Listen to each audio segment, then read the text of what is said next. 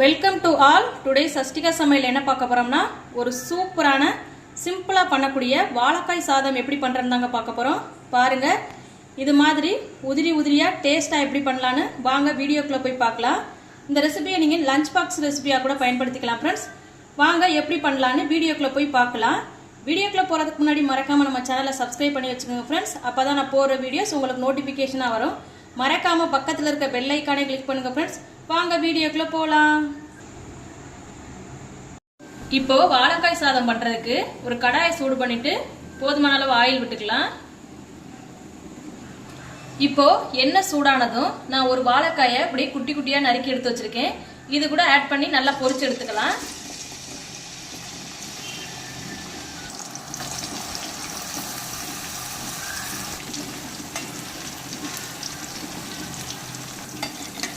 எண்ணெயிலே 2 நிமிஷத்துக்கு பொரிச்சு எடுத்துக்கலாம்.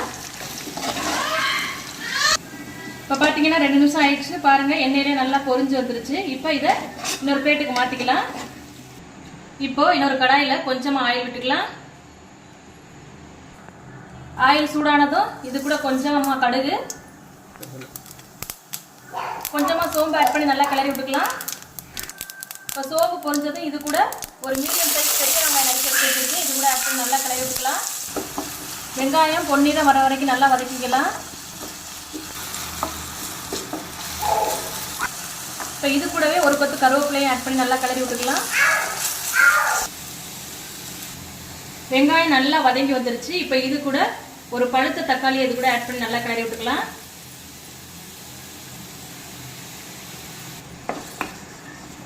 தக்காளி நல்லா வதங்கி வரட்டும்.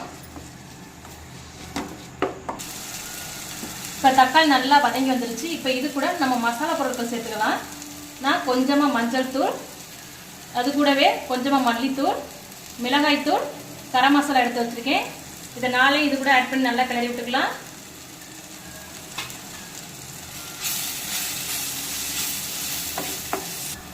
இப்போ இது கூடவே சாதத்துக்கு தேவையான அளவு உப்பு ஆட் பண்ணி நல்லா கிளறி விட்டுக்கலாம். இப்போ இது கூடவே நம்ம பொரிச்சு எடுத்து வச்சிருக்கிற வாழைக்காயை அது கூட ஆட் பண்ணி நல்லா கிளறி விட்டுக்கலாம்.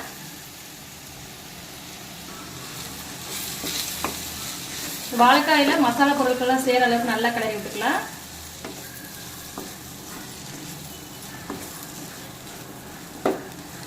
இப்போ இது கூட கொஞ்சமா ஒரு 1/4 கப் அளவு தண்ணி ஆட் பண்ணி ஒரு 2 நிமிஷத்துக்கு நல்லா கொதிக்க விடலாம். இதோட பச்சை வாசனை போற அளவுக்கு நல்லா கிளறி விட்டுக்கலாம்.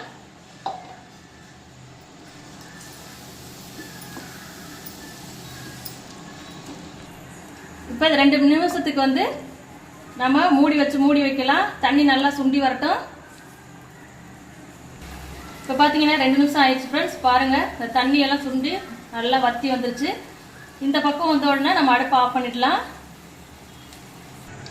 இப்போ இது கூட நான் 1 கப் சாதம் எடுத்து வச்சிருக்கேன். இப்போ இது கூட கொஞ்சம் கொஞ்சமாக ஆட் பண்ணி நல்லா கிளறி விட்டுக்கலாம். இப்போ இது கூட கொஞ்சமா கருவேப்பிலை, கொத்தமல்லி ஆட் பண்ணி நல்லா கிளறி விட்டுக்கலாம்.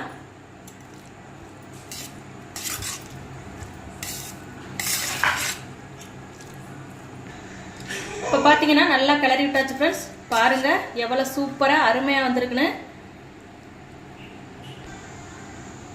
பாருங்க ஃப்ரெண்ட்ஸ், நமக்கு தேவையான சூப்பரான வாழைக்காய் சாதம் ரெடி ஆயிடுச்சு. பாருங்க எவ்வளோ அருமையாக சூப்பராக வந்திருக்குன்னு. நீங்களும் இந்த ரெசிபியை மறக்காமல் ட்ரை பண்ணி பாருங்கள். ட்ரை பண்ணி பார்த்துட்டு டேஸ்ட் எப்படி வந்துச்சுன்னு கமெண்ட்டில் சொல்லுங்கள் ஃப்ரெண்ட்ஸ். இந்த ரெசிபி உங்களுக்கு பிடிச்சிருந்துச்சுன்னா கமெண்ட் பண்ணுங்கள், லைக் பண்ணுங்கள், ஷேர் பண்ணுங்கள் ஃப்ரெண்ட்ஸ். தேங்க்யூ.